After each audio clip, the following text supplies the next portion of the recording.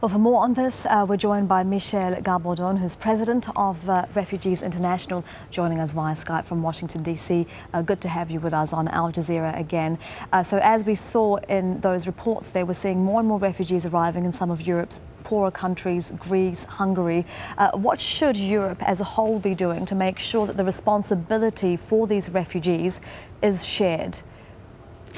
Well, the whole principle of the European Union was to share the burden, and they did that when new poor countries joined the UN and got benefits from the wealthier states, and to respect some essential principles of human rights. And most countries did sign the Convention on Refugees. So certainly the European countries should come together and address this as a collective responsibility, and not trying to keep on saying it is the first countries where refugees arrive that should take the burden. The immediate need, of course, is to save lives. For people who cross from Libya, there have been a tremendous amount of people dying at sea, drowning, and we must activate search and rescue as soon as possible.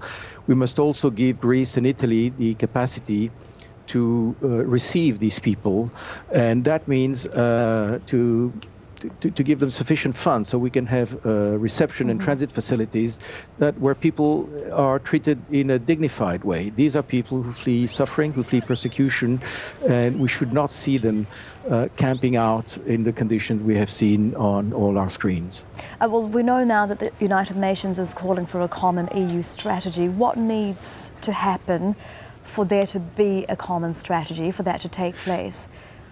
Well, once we have established appropriate reception facilities, then there must be an approach to decide where do we send those who qualify for protection. Most of the people who have come from Greece are Syrians, Iraqis, Afghans. These come from countries where we know there are persecution and conflict, and that they flee for their lives. For those who come through Italy, it's a more mixed bag, but we should certainly provide protection for those who qualify under international law that all these countries signed to. And once you've identified these, they have to be dispersed in European countries. I think if the refugees were told you are going to be sent to areas where you will be treated properly, you know, no risk of being beaten up, no risk of having to sleep outside, etc., and where you can start your life, there will be less of these movements we see now across Macedonia and Serbia, etc. But these countries have to come together, and the whole idea of quota, I think, is a necessary one. And then there's a longer-term issue, which is what are the root causes? Why are these people coming in such numbers?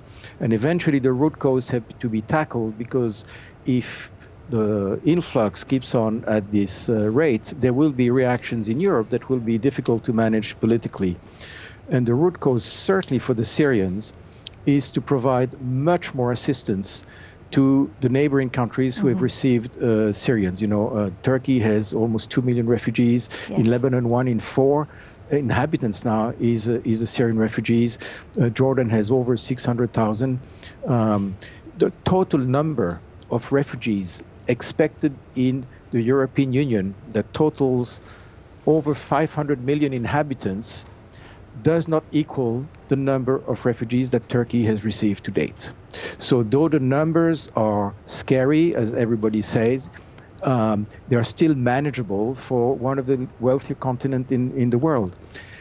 Looking at root cause means giving Turkey, Lebanon, and Jordan the means to cope with the refugees they have accepted. Many leave because they don't see much chance for a future for them where they are. Michel Gabaudan, President of Refugees International, thank you very much for your time joining us from Washington, D.C. Thank you. My pleasure.